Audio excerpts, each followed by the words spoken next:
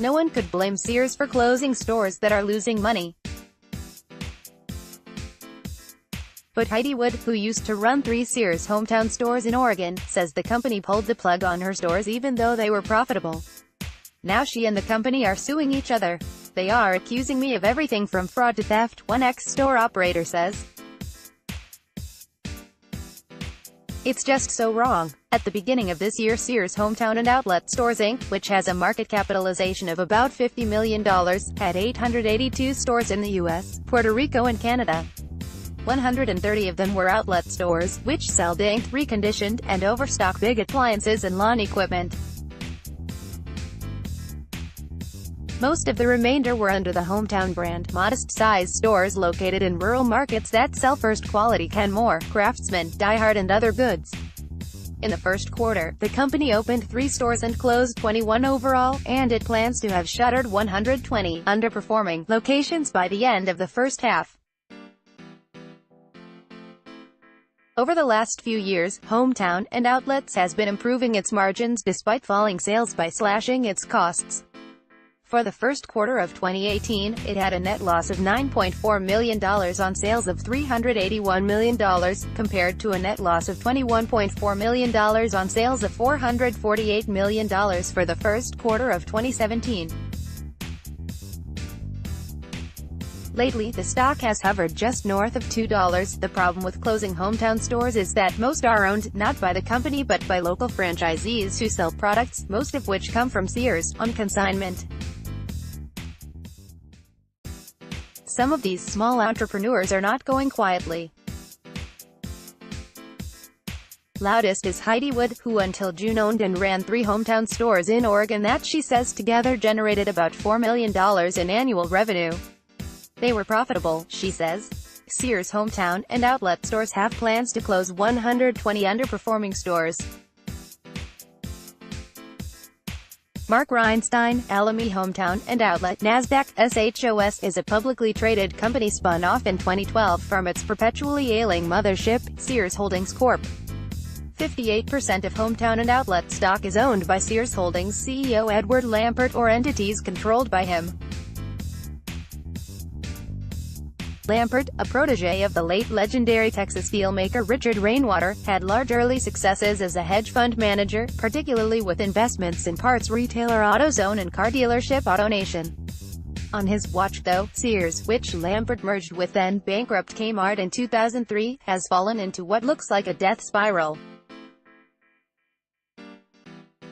The company has lost more than $11 billion since 2010, which was the last time it was profitable, and has been steadily closing stores and selling off signature brands like Craftsman and Die Hard. From a high of $133 a share in 2007, its stock has plummeted steadily, currently trading just above $1, with a market cap of about $135 million. Along the way, Lampert has re-engineered Sears financially with a series of moves that have included large loans to the company from his hedge fund, ESL Investments. Sears has said those deals were about providing the company with needed cash while it tries to adapt to a retail world turned upside down by Amazon. In August, ESL offered Sears $400 million for its Kenmore appliance line.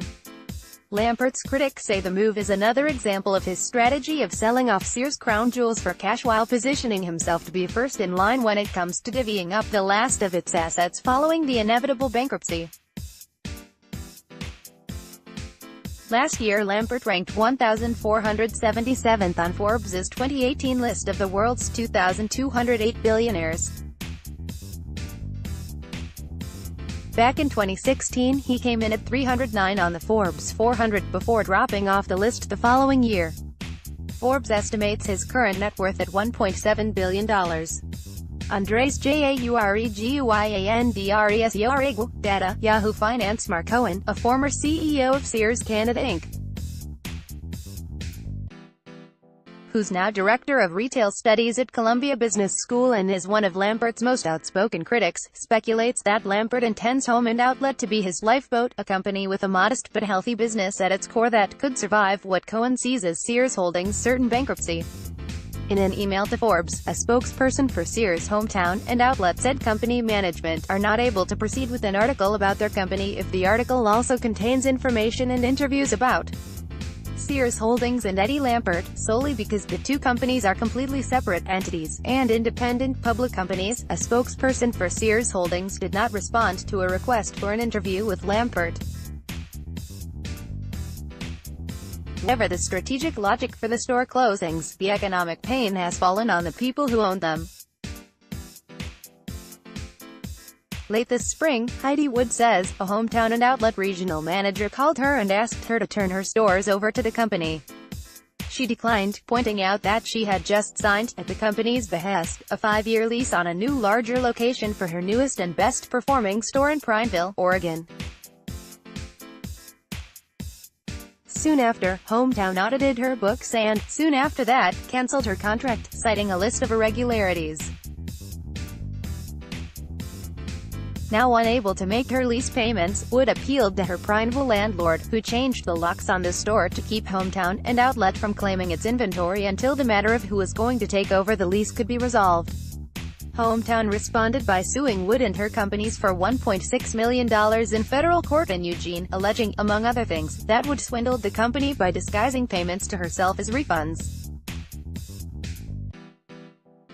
In July, Wood countersued for breach of contract and denied she cheated the company. "I'm not a dishonest person," she says. In a statement to Forbes, Sears Hometown and Outlet said, "From time to time some of our dealers choose not to live up to their contractual obligations with us. When that happens, we notify them of the defaults under their dealer agreements, we give them time to fix the defaults if fixes are feasible, and we seek to help them if they want our assistance."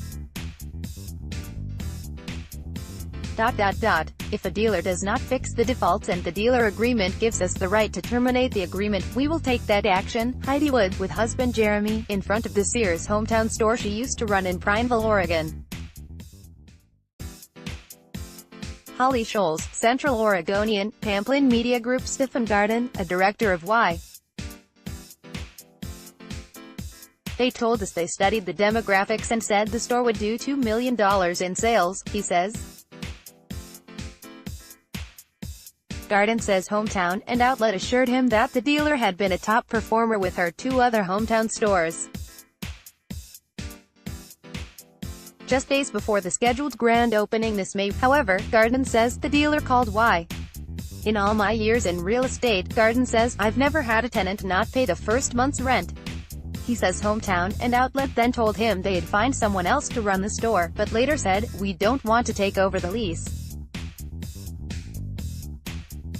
We think the rent is too high." Garden changed the locks. In July, Hometown and Outlet sued Y. He says they complained that Hometown and Outlet had been cutting their commissions for years and requiring them to hold an increasing number of sales at prices too low for dealers to make money. After filing bankruptcy at the end of last year, Cliff Phillips, who had owned 3 Hometown stores in Texas, emailed management a letter declaring, "SHOS is just a pale ghost of a once great company and partner. Owners are treated like indentured servants. You have decided to pillage the profit that we make for you. I have now lost everything that I have worked for the past 20 years to bankruptcy." Reach Peter Carbonara at pcarbonara@forbes.com. Cover image by Andrea Renault for Forbes.